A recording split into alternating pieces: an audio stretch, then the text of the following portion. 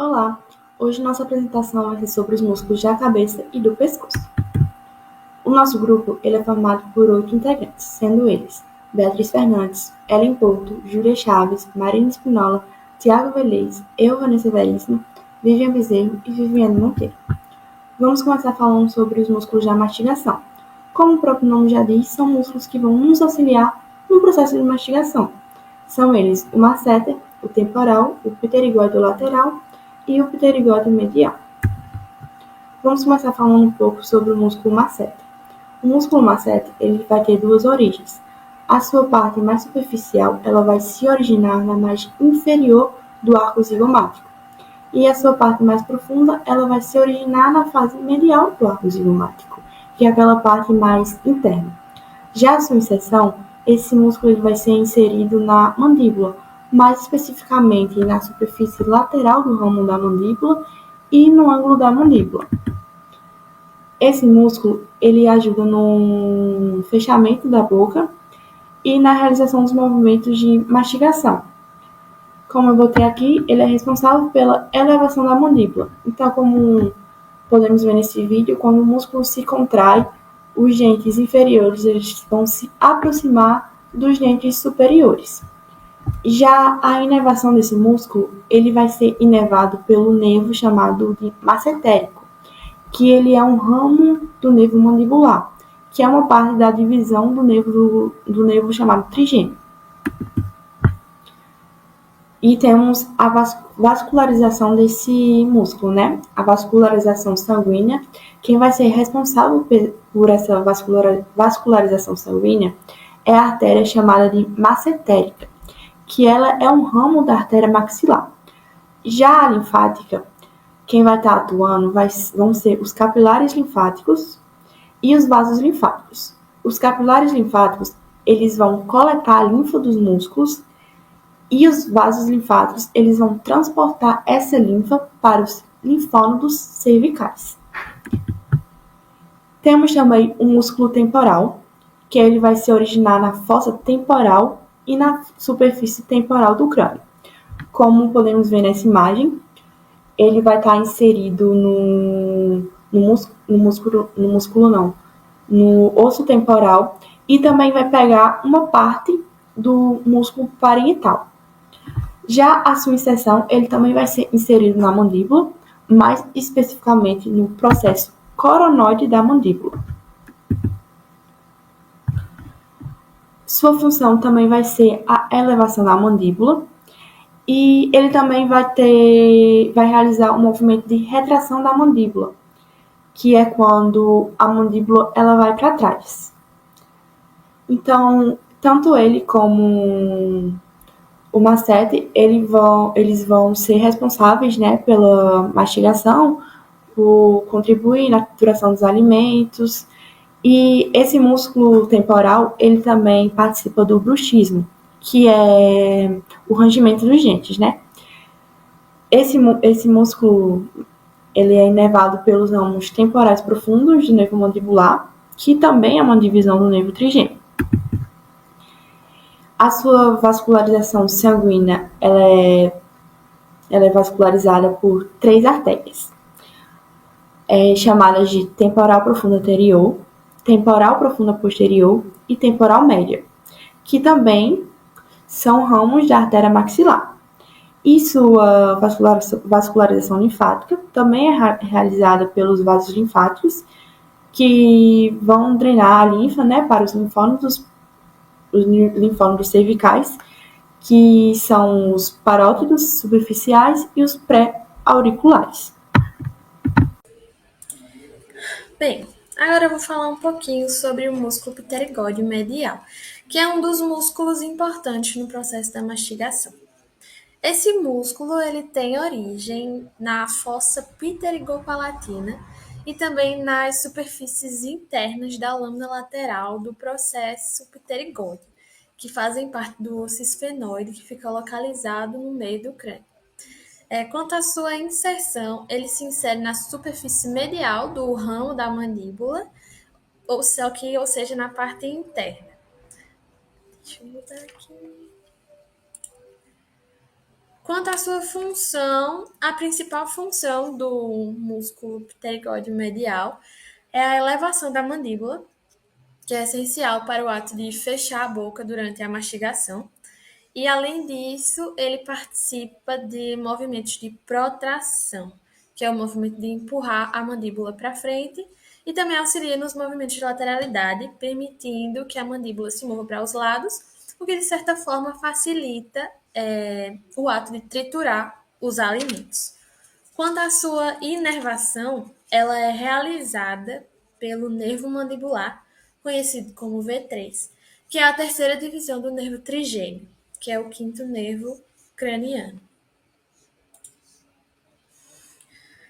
Quanto à vascularização linfática, que também pode ser chamada de drenagem linfática, ela ocorre seguindo o padrão dos músculos da mastigação e ela é realizada pelos nódulos linfáticos mandibulares e submandibulares.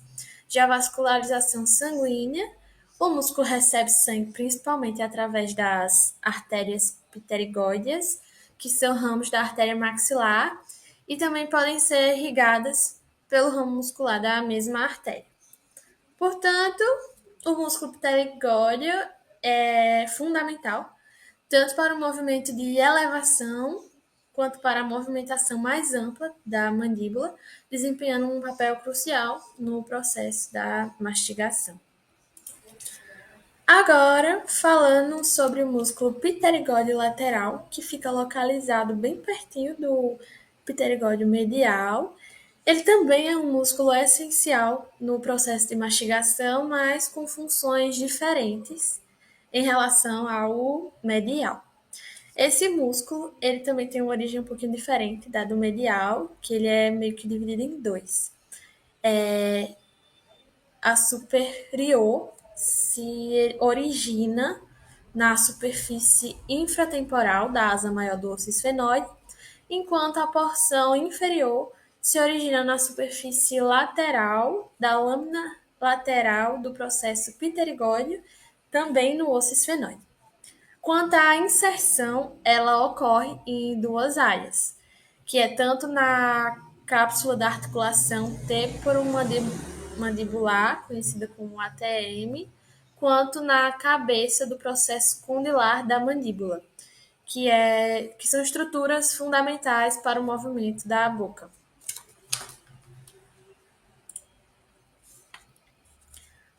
Quanto à sua função, a principal função do pterigóide lateral é a protração da mandíbula, que também foi citada anteriormente, mas só que dessa vez ele é o principal músculo responsável por puxar a mandíbula para frente. E além disso, ele também participa dos movimentos de lateralidade da mandíbula e colabora com a abertura da boca, trabalhando em conjunto com os outros músculos da mastigação. E sobre a inervação, assim como também o medial, o lateral é inervado pelo nervo mandibular, V3, que é a terceira divisão do nervo trigêmeo, e o quinto par de nervos cranianos. Quanto à vascularização sanguínea, ele é irrigado principalmente pela artéria pterigóidea, que é um ramo da artéria maxilar. Já a vascularização linfática, ela segue o padrão dos músculos também, da mastigação, sendo realizada através dos nódulos linfáticos mandibulares e submandibulares, igualmente. Em resumo, é isso. O músculo pterigóide lateral ele é indispensável para os movimentos de projeção e abertura da mandíbula, desempenhando um papel muito importante na dinâmica tanto da mastigação quanto da articulação temporomandibular. Dos músculos da expressão facial, que eu irei abordar alguns grupos como o nasal, orbicular, auricular e epicraniano. O grupo nasal, ele tem como os músculos dele o nasal, o próprio nasal e o prócero. Os músculos nasais, eles são encontrados um de cada lado da linha média. Cada músculo ele é composto de duas partes. Uma é a parte lateral ou transversa, que é a parte que faz a compressão das narinas, e a parte medial ou alar, que dilata as narinas. A parte transversa, ela cobre o dorso do nariz. Ela se origina na maxila, que se insere superolateralmente à fossa incisiva, e suas fibras elas seguem superomedialmente, expandindo-se em uma apneurose fina na ponte nasal. Através dessa apneurose, o músculo ele se insere no dorso do nariz, que se funde com a parte contralateral do músculo. A parte alar, ela compreende as narinas. Ela se origina no processo frontal da maxila, logo superior ao incisivo lateral. Após um curto trajeto superior e anteriormente, ele se insere na parte da asa nasal, superiormente ao cruz lateral da cartilagem alar maior. E algumas fibras elas se fundem com a parte transversa do músculo nasal. O músculo nasal ele é superficial ao osso nasal e à cartilagem nasal lateral, sendo coberto pela pele nasal. As fibras de inserção de sua parte transversa elas estão diretamente relacionadas à apneurose do músculo próxero. E algumas dessas fibras elas também podem se fundir parcialmente com esse músculo. A parte alar ela é lateral ao músculo abaixador do septo nasal, um pequeno músculo que é chamado de músculo dilatador nasal anterior, ou também músculo ápice do nariz. Esse músculo liga-se à margem anterior da parte alar do músculo nasal. Agora falando sobre a inervação do músculo nasal, ele é inervado pelo ramo bucal do nervo facial, que é o nervo central sétimo. A função desse músculo é que ele enruga a pele do nariz, comprimindo a abertura nasal. Por isso que o seu outro nome é compressor das narinas. A parte alar ela dilata as narinas quando traciona a asa nasal de forma lateral e daí que é o seu nome dilatador das narinas. Essas ações do músculo nasal elas ocorrem normalmente a cada respiração, para que impeça o colapso da válvula nasal externa. Essa função do músculo nasal ela é ainda mais evidente durante a respiração forçada, quando esses movimentos se tornam mais óbvios, que a gente passa a perceber, assim como em estados de picos emocionais, como na raiva. O músculo nasal ela é realizada pelos ramos labial superior, o septal e o nasal lateral da artéria facial, e também pelo ramo infraorbital da artéria maxilar. Já a vascularização linfática, a drenagem ela é feita do nariz, que por sua vez ocorre através de dois sistemas. A porção anterior, que ela drena para os linfonodos submandibulares, e a porção posterior, que ela drena para os linfonodos retrofaríngeos, e também os cervicais profundos superiores. Agora eu vou falar do segundo músculo do grupo nasal, que é o prócero. Ele é um pequeno músculo triangular da cabeça que ocupa a região da glabela, e é esse espaço localizado entre as sobrancelhas. O prócero ele se origina no osso nasal e na parte superior da cartilagem nasal lateral. As suas fibras elas se divergem superiormente. A maioria insere-se na derme da pele, sobre a glabela, e uma pequena porção delas ela se funde de forma indistinguível com a parte inferior do ventre frontal do músculo occipito frontal. O músculo prócero é puxar para baixo a extremidade medial das sobrancelhas e enrugar a pele da glabela. Essas ações geram a expressão facial característica do indivíduo que franze as sobrancelhas após uma exposição à luz forte ou brilhante, por exemplo, ou enquanto está focando um objeto ou sobre algum estresse emocional. A ativação do prócero durante a vida eventualmente deixa rugas permanentes nessa pele da glabela. Por isso que muitas pessoas usam o botox.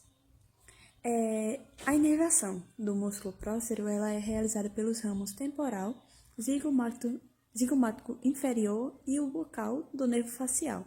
Falando sobre a vascularização do músculo prócero, a sanguínea ela é realizada pelos ramos nasais, angular e lateral da artéria facial. E já a linfática, o prócero ele realiza a drenagem linfática através dos linfonodos regionais da face, como os linfonodos submentonianos, submandibulares, parotídeos e mastoides.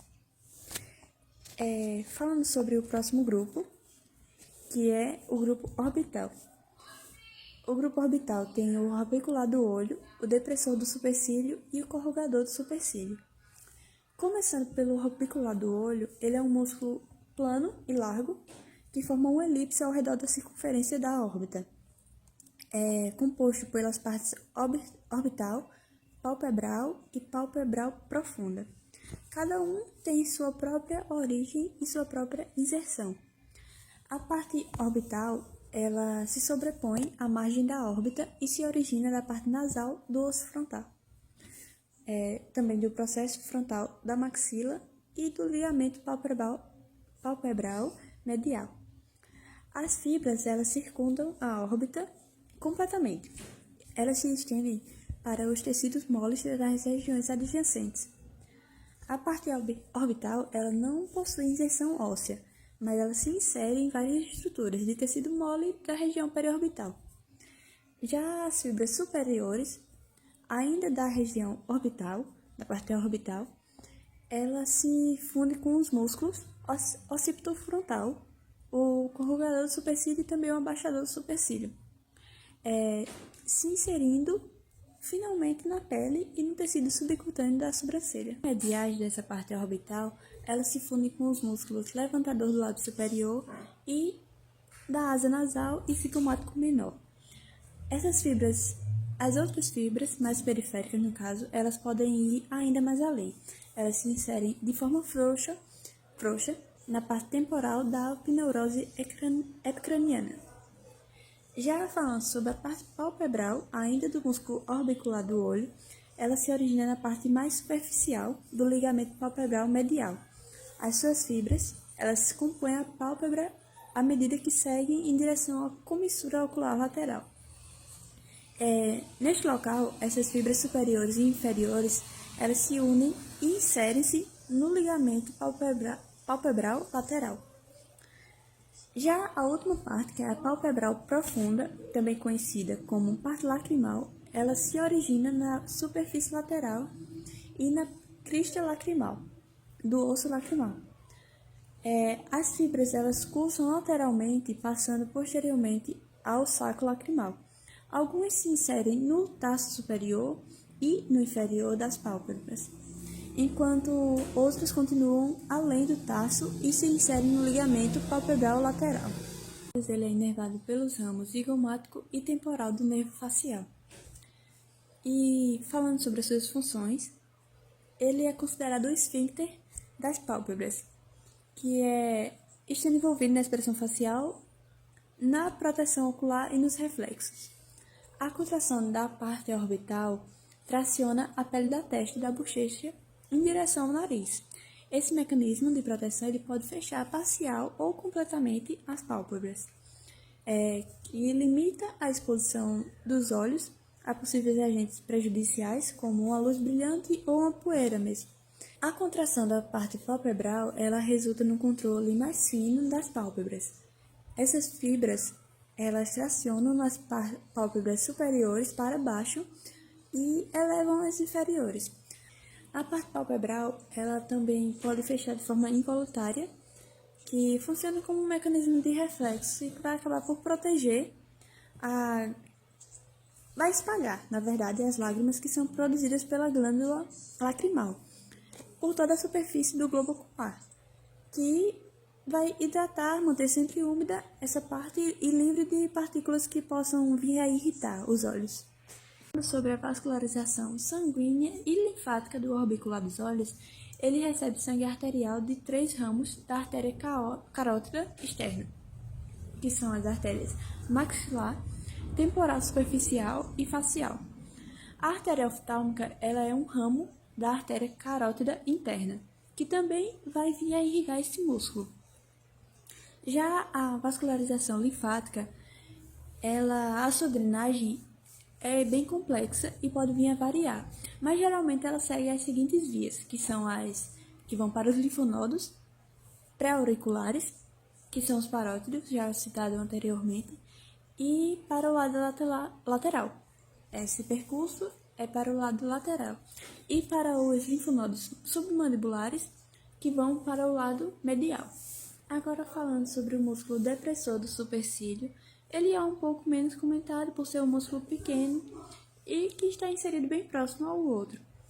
Ele fica situado de forma medial à órbita ocular, e sua principal ação ela é deprimir o supercílio e a fronte, gerando uma expressão de cara fechada. Ele se origina na parte nasal do osso frontal, e sua inserção é na cúpula do supercílio. A vascularização linfática, assim como também a sanguínea desse músculo, ela segue geralmente as mesmas vias principais de drenagem linfática da face. É um músculo mais simples de ser estudado. Agora falando sobre o músculo corrugador do supercílio, ele se origina na extremidade medial do arco superciliar do osso frontal, de forma cranialmente à raiz do nariz. As suas fibras elas se estendem da diagonal, lateralmente e um pouco superior para se inserirem na derme, na pele da sobrancelha, acima da parte média da margem supraorbital. Ele é inervado, assim como outros músculos faciais. O corrugador do supercílio, ele possui inervação pelos ramos temporais do nervo facial. Já as suas funções, ela está praticamente na tração da pele sobre a margem supraorbital. A sua ação combinada à do orbicular dos olhos, ela puxa a sobrancelha em direção medial e inferior. Esta ação também pode servir para proteger os olhos da luz ou da chuva e, além de proteger da luz e da chuva, esse músculo ele é também conhecido como músculo da sobrancelha, por causa dessa ação de franzir a testa. Agora mudando para outro grupo, que é os músculos do grupo auricular, possuem o auricular anterior, o posterior e o superior. Os auriculares, eles são todos músculos estreitos e finos, que conectam a orelha ao couro cabeludo, e se movem até uma certa extensão. O músculo auricular anterior, ele se origina na borda lateral da apineurose craniana, epicraniana, na verdade, e também se insere na espinha da hélice da orelha. Todos os músculos auriculares, na verdade, mas por enquanto, falando especificamente do músculo auricular anterior, ele é inervado por ramos do nervo facial e também pelos ramos temporais. A sua função ela é basicamente a movimentação da orelha. Falando agora sobre o músculo auricular posterior, ele se origina no processo mastoide do osso temporal e se insere na eminência da concha. Sua inervação é também pelos ramos do nervo facial e também pelo ramo auricular posterior. Agora vamos falar sobre o músculo auricular superior. Ele se origina na apineurose epicraniana e se converge em um tendão fino e plano que se insere na parte superior da orelha. Também inervado por ramos do nervo facial e pelos ramos temporais. Agora vou falar sobre a vascularização dos três músculos de uma vez. A vascularização sanguínea deles é derivada principalmente da artéria auricular. Já a linfática, a drenagem ela é bem complexa e pode ser bem variável. Os vasos linfáticos dos músculos auriculares, eles drenam para os linfonodos pré-auriculares ou parótidos e também para os linfonodos cervicais profundos, em alguns casos. Falando sobre as funções de forma mais geral, dos outros músculos também que eu não falei, como o superior e o posterior, é basicamente a movimentação da orelha também, em atos como sorrir ou bocejar.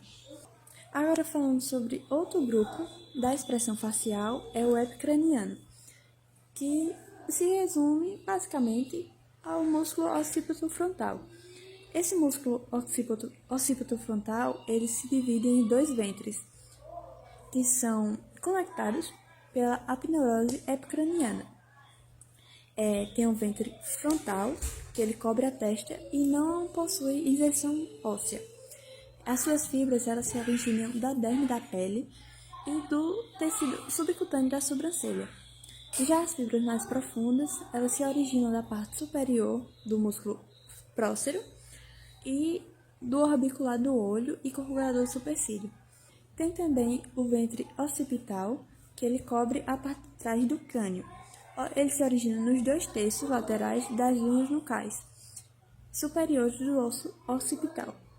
E após um curto trajeto feito de forma superior, as suas fibras elas se inserem na apneurose epicraniana também, de forma posterior à sutura lambdoide.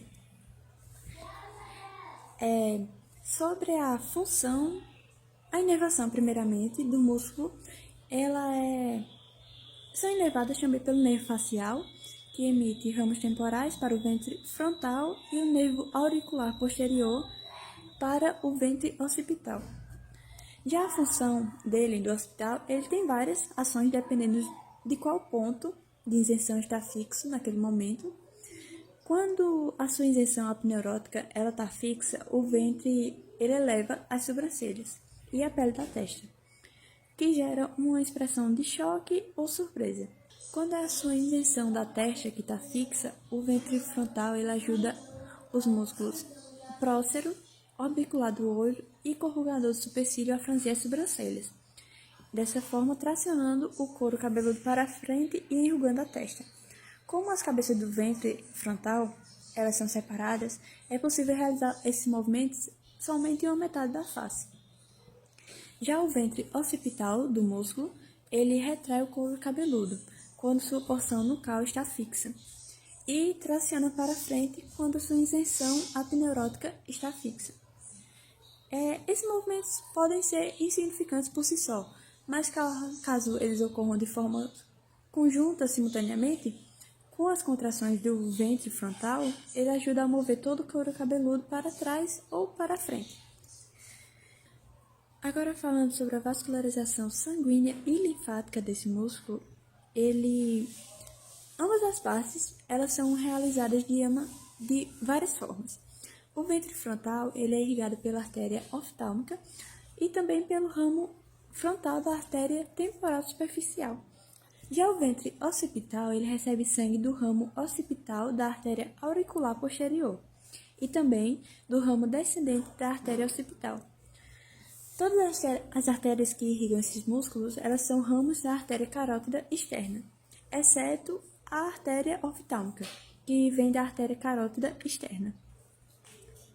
Já a vascularização linfática, a linfa da área do couro cabeludo, incluindo o músculo occipital, occipitofrontal, ela drena para os linfonodos submandibulares, também para os parótidos e mastoides e occipitais. Meu nome é Viviane e eu vou falar aqui sobre os músculos da expressão facial, mais especificamente sobre o grupo bucolabial. Então aqui eu trouxe a introdução sobre quais músculos vamos falar posteriormente. Então vamos começar. Temos aqui o músculo orbicular da boca, que como o próprio nome diz, ele está ao redor da boca. Temos o músculo bucinador, que fica próximo ao músculo orbicular da boca, que vamos ver mais posteriormente, que ele também se insere e forma o músculo orbicular da boca. Temos o depressor do lábio inferior, que se localiza aqui mais na região inferior do rosto, o depressor do ângulo da boca, que atua em conjunto com o depressor do lábio inferior. E aqui nós temos músculos antagônicos àqueles que acabei de citar, que são os levantadores. Temos o levantador do lábio superior, o levantador do ângulo da boca e o levantador do lábio superior e da asa do nariz.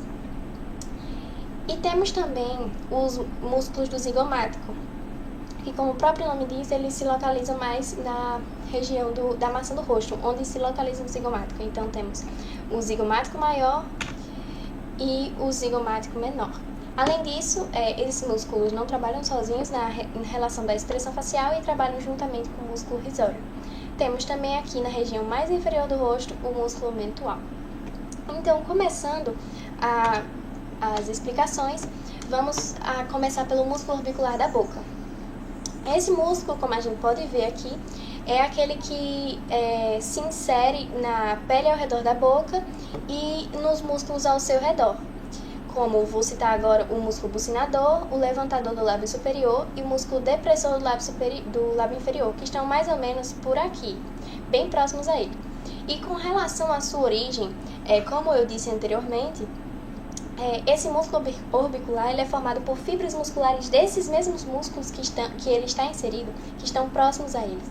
Essas fibras musculares se entrelaçam e resultam no músculo orbicular da boca. Tratando da sua função, ele se localiza ao redor da boca e, por esse fato, ele é responsável pelos movimentos de abrir e fechar a boca, como a gente pode ver aqui nessa animaçãozinha. Essa sua função, ela ajuda, contribui tanto na articulação da fala como na relação da mastigação. E esse músculo também atua na compressão dos lábios contra os dentes. Então, assim, trazendo alguns exemplos do nosso cotidiano da utilidade das funções desse músculo, a gente pode trazer as ações de beijar, assobiar e soprar bolhas. Com relação à inervação, assim como vamos ver nos próximos músculos, a maioria deles, na verdade todos eles são inervados pelo nervo facial, mas geralmente cada um possui um ramo específico. Nesse caso do orbicular da boca é o ramo bucal. Com relação à vascularização sanguínea, ela pode acontecer, na verdade ela acontece pela artéria facial, assim como os outros músculos, mas essa irrigação possui ramos específicos, como a artéria labial superior e a artéria labial inferior. Com relação à vascularização linfática, a drenagem é feita pelos linfonodos submandibulares e submetonianos, que estão presentes aqui no lábio superior e na lateral do lábio inferior.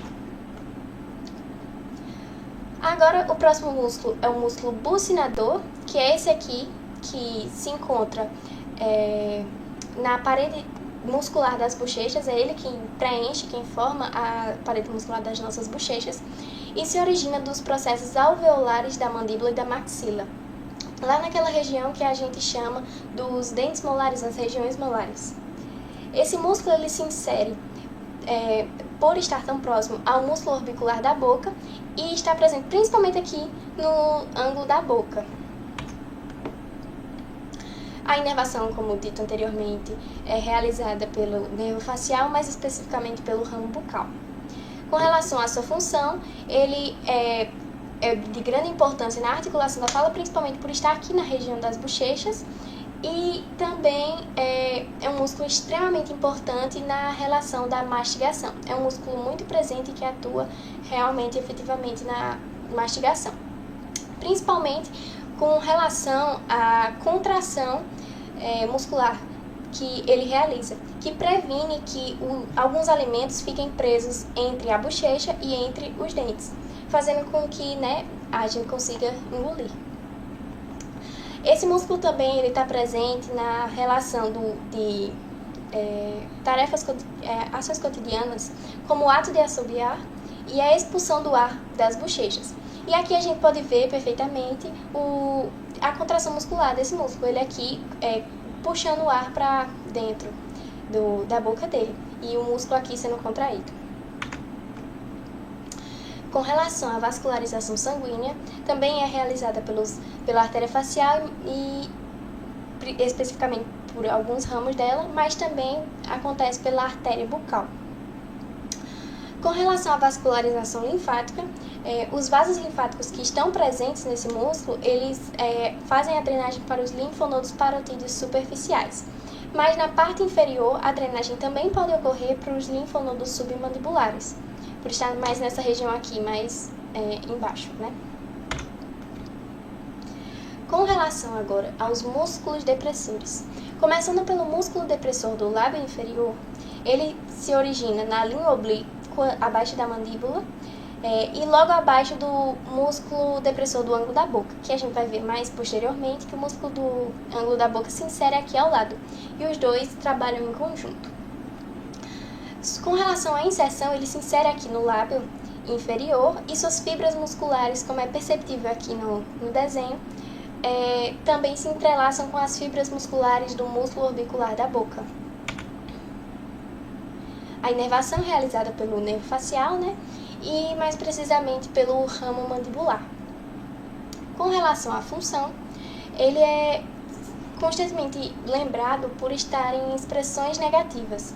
E assim, pelo fato dele ser depressor, os músculos depressores, eles puxam o lábio inferior para baixo, trazendo justamente esses aspectos de expressões negativas, como tristeza e desânimo, que a gente vai ver no próximo músculo depressor. Além disso, ele contribui muito para a alimentação e articulação da fala. Com relação já à vascularização sanguínea, ele é vascularizado pelos ramos da artéria facial também e da artéria bucal, assim como o músculo anterior. E assim como o músculo anterior também, a vascularização linfática é realizada pelos linfonodos parotídeos superficiais e acontece também na parte mais inferior pelos linfonodos submandibulares. Agora, com relação ao músculo depressor do ângulo da boca, ele se origina abaixo da linha oblíqua, na base da mandíbula. E aqui, como eu disse anteriormente, ele está bem ao lado do músculo depressor do lábio inferior, atuando em conjunto. A inserção desse músculo acontece no ângulo da boca, como podemos ver aqui, e também se entrelaça com as fibras musculares dos músculos que estão ao seu redor, como o músculo orbicular da boca, o músculo risório, que está por aqui, o zigomático maior e o zigomático menor, atuando em conjunto para o depressor do lábio inferior em expressões negativas. Sua inervação é realizada pelo nervo facial, mais especificamente pelo ramo mandibular. E com relação à sua função, ele puxa o ângulo da boca para baixo e, juntamente com o músculo depressor do lábio inferior, eles atuam de forma antagônica aos músculos levantadores, trazendo expressões negativas como desânimo, tristeza e ajudam na participação da fala. Como podemos ver aqui nessa foto, a atuação da contração muscular dos músculos depressores. E aqui a contração muscular dos músculos levantadores, mostrando que eles são antagônicos na relação das expressões faciais. Com relação à vascularização sanguínea, também é realizada pela artéria facial, mas mais especificamente pelos ramos inferiores, como a artéria labial inferior.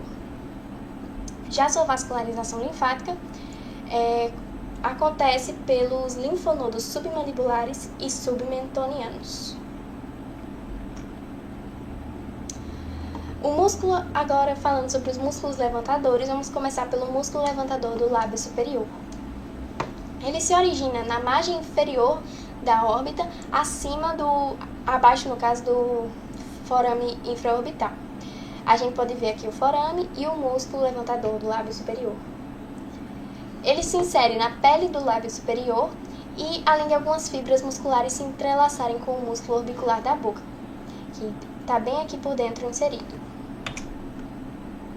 A inervação é realizada pelo nervo facial e recebendo também fibras motoras dos ramos bucais.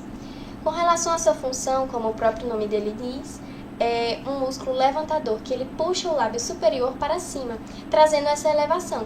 Por isso, ele é responsável pelas expressões mais positivas, digamos assim, fazendo com que os dentes superiores possam ou não ser mais expostos, e além de auxiliar na articulação da fala.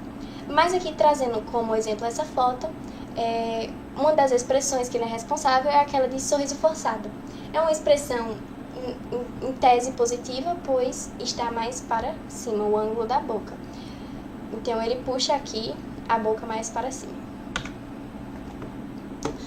A vascularização sanguínea é feita pelos ramos labiais superiores da artéria facial, enquanto a vascularização linfática acontece pelos linfonodos submandibulares e pode ocorrer também, não é regra, pelos linfonodos parotídeos.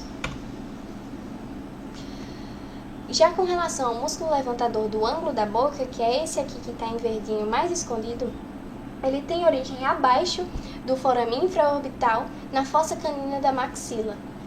E além disso, se insere no ângulo da boca, justamente por ser levantador do ângulo da boca, e suas fibras musculares também estão inseridas nos músculos que estão à sua volta, que são os músculos orbicular, o depressor do ângulo da boca e o zigomático maior. Sua inervação também é realizada pelos nervos faciais e recebe fibras motoras dos ramos bucais profundos. Com relação à sua função, como o próprio nome diz, por ser levantador, ele eleva o ângulo da boca juntamente com o levantador do lábio superior e o levantador do lábio superior e da asa do nariz. Eles elevam o lábio superior e junto formando expressões positivas, como nesse caso pode ser representado pelo sorriso genuíno, que atuam aqui o levantador do lábio superior e do ângulo da boca. Com relação à vascularização sanguínea, ela é realizada pelos ramos labiais superiores da artéria facial. E a vascularização linfática ocorre pelos linfonodos submandibulares principalmente. O músculo levantador do lábio superior e da asa do nariz, agora. Ele se origina no processo frontal da maxila e se insere na pele da asa do nariz e do lábio superior, como a gente pode ver aqui, da asa do nariz e do lábio superior. Mas suas fibras musculares também se inserem nos músculos que estão à sua volta, como o orbicular da boca e o músculo nasal, que está aqui em cima. Sua inervação também é realizada pelo nervo facial e também recebe fibras motoras dos ramos bucais. Mas com relação à sua função, ao contrário dos outros dois levantadores, ele realmente levanta o lábio superior, como podemos ver nessa foto, mas as expressões faciais que ele produz não são relacionadas a expressões positivas, são mais relacionadas à expressão de nojo ou desagrado. Geralmente atua na dilatação das narinas e na elevação do lábio superior, como o próprio nome diz. É muito importante também no ato de farejar alguma coisa. Com relação agora às suas vascularizações, a irrigação acontece por meio da artéria facial e mais especificamente pelos ramos labiais superiores e pela artéria também angular. Já a vascularização linfática acontece por meio dos vasos linfáticos que drenam a linfa para os linfonodos submandibulares, podendo seguir também para os linfonodos parotídeos superficiais. Já com relação ao zigomático maior, esse músculo se origina no processo frontal da maxila e, juntamente com o zigomático menor, eles estão mais pela região do osso do zigomático, por isso o nome. Então, ele se insere no ângulo da boca, como podemos ver aqui, e suas fibras musculares elas se entrelaçam e se relacionam com os músculos à sua volta, que são o orbicular da boca e o levantador do ângulo da boca, que está mais aqui por trás. A inervação é realizada pelo nervo facial, como todos os outros, mas recebe fibras motoras dos ramos bucais e também dos ramos zigomáticos.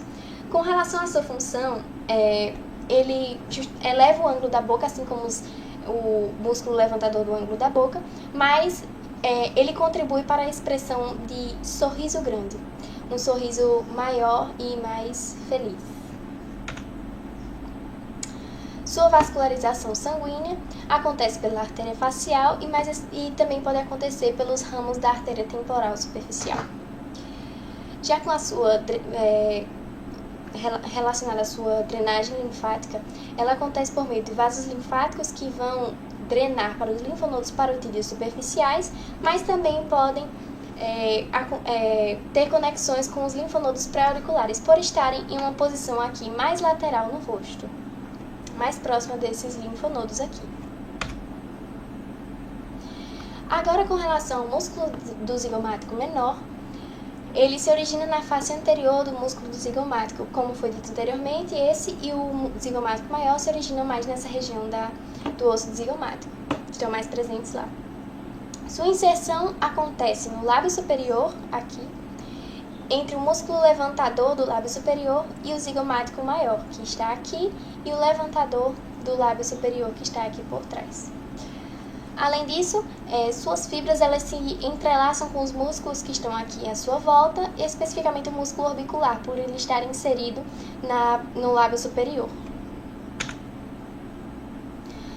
A inervação é feita pelo nervo facial, assim como todos os outros, e recebe fibras motores pelos ramos bucais e zigomáticos, assim como o anterior. Com relação à sua função, ele, ao contrário do músculo zigomático maior, puxa também os cantos da boca para elevar o lábio superior, mas ele não expressa um sorriso genuíno. Ele traz uma expressão mais de sorriso forçado. Sua vascularização sanguínea é feita por ramos da artéria facial, que é, assim, de importante destaque a gente falar sobre os ramos labiais superiores e transversos da face. Com relação à vascularização linfática, é realizada pelos linfonodos parotídeos superficiais. Já o músculo risório, ele se origina na face do músculo masseter e se insere no ângulo da boca, como podemos ver aqui. Mas suas fibras musculares também se entrelaçam com o músculo orbicular da boca e o zigomático maior, que também está presente aqui.